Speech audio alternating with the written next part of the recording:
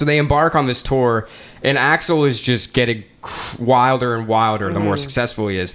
And it's not even a drug thing. It's really just an ego thing at this point. An ego thing. And all you need, I mean, he didn't have like alcohol issues. It wasn't like a rehab issue, but like all you need is kind of like a little bit of alcohol when you have an ego issue. Honestly. Yeah. So Axl, he starts to really believe that, I am Guns N' Roses. Guns N' Roses is me, and I am Guns N' Roses. It is what it is. See Roger Waters down below. Yeah, yeah. Shout out. He takes a page out of Roger Waters' book from Pink Floyd, and he's like, I am Guns N' Roses.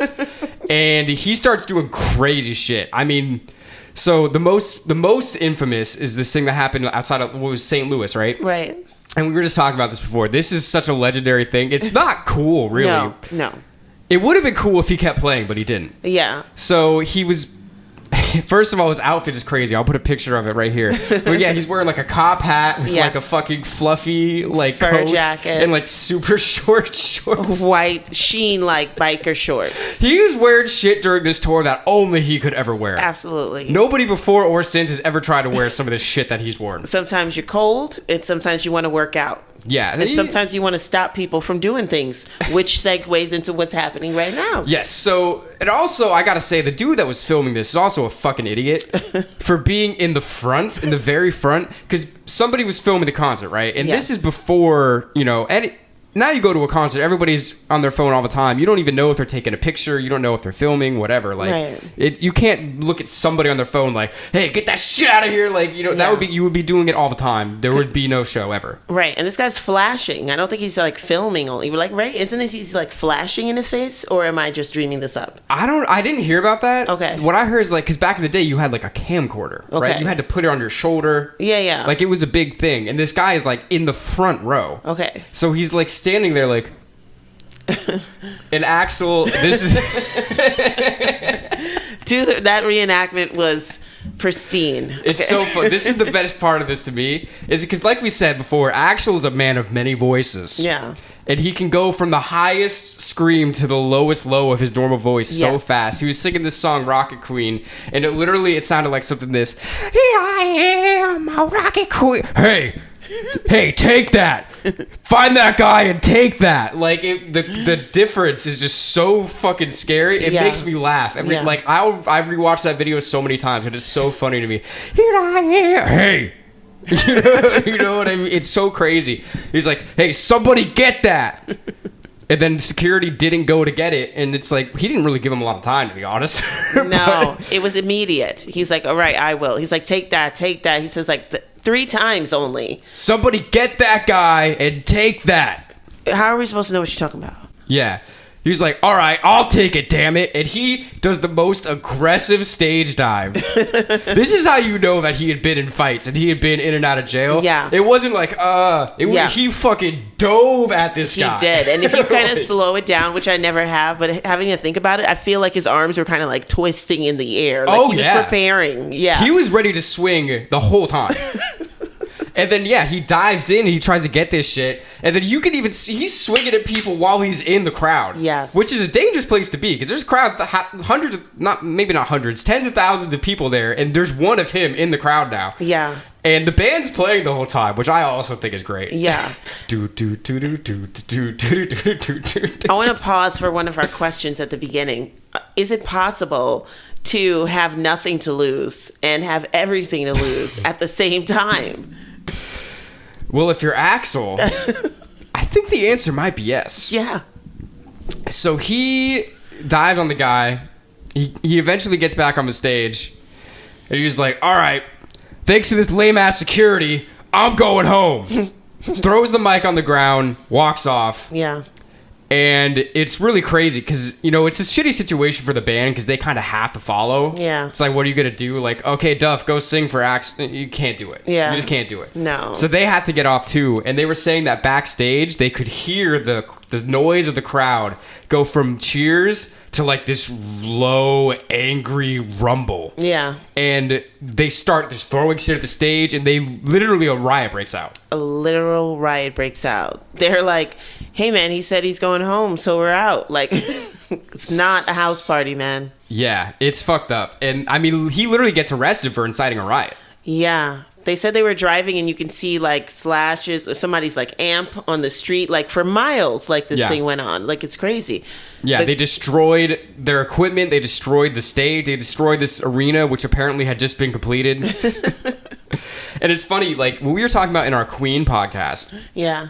How when they first started doing stadiums in like South America, like the governments didn't want them to do it because they were worried about how the people would react. Yeah. And with Queen, it wasn't a big deal because they were just they had such love to give out with the band. But basically, Guns N' Roses in this moment was the exact opposite of Queen because what happened here is exactly what those people were worried about. Yeah.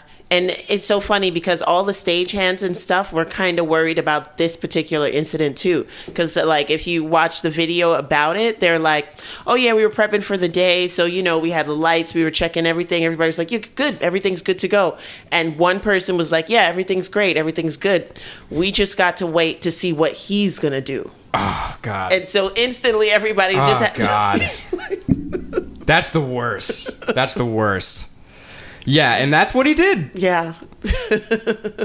And the thing is, this is not the only time that this happened. Right. There was another time, I think this was before, where they were like playing some festival in like Germany, and like some people got like trampled, like 2 people died during their performance. Yeah. And that's when they started to be known as like the most dangerous band in the world. Yep. Like they really had built up like kind of a reputation for this, unfortunately, which is scary. I mean, they literally were a scary band. Like if you didn't know what the fuck was going to happen when you went to the show. But that's the thing we're saying the whole time. It's like part of what made them so great is that it could all fall apart at any second. Yeah. You really don't know, and that is rock and roll. Yeah. You don't know what's going to happen on any night with this fucking band. Exactly. You really don't. Are you going to get a gun or are you going to get a rose?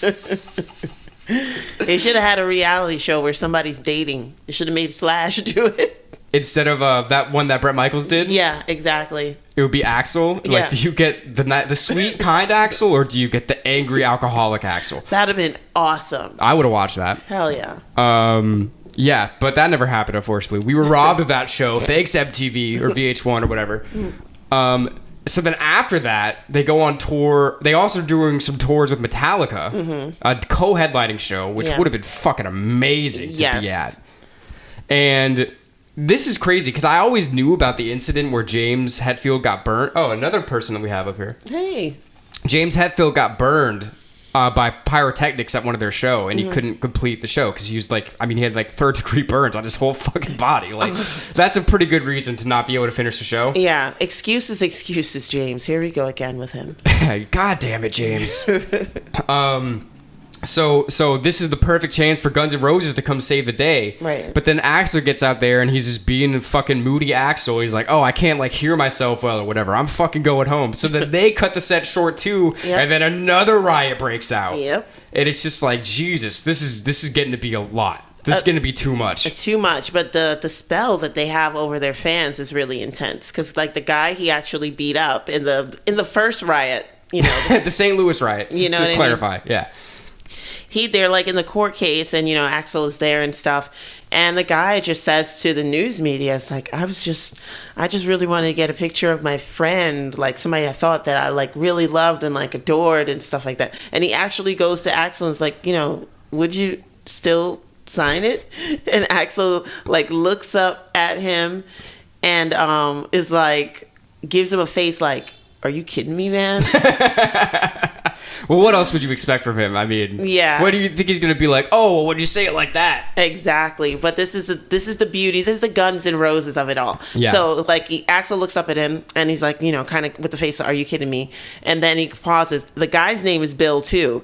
So, he says to him, "You want me to say it to Billy or Bill?" And like he signs it. And the guy that got beat up is like, "And that's why we love him."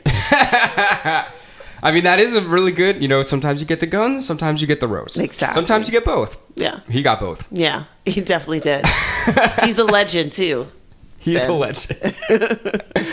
But, at this point, it's just clearly all about to fall apart. And Axl, in addition to just being widely unstable, he's basically like, hey, guys, he says to Slash and Duff because they were the only original members left at this point.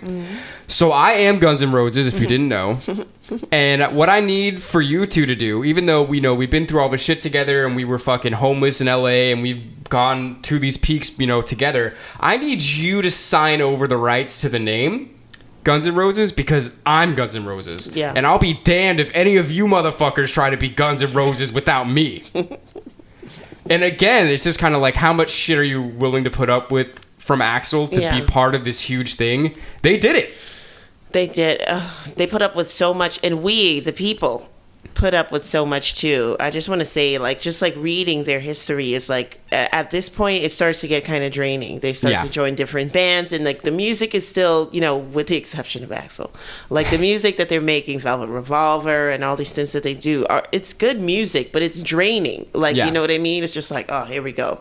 And by the time they get around to doing this, legend of Chinese democracy, some album that they put into the ether, right. That they promised to bring out and all this stuff like that. By the time they fall apart, people are kind of almost relieved in a way.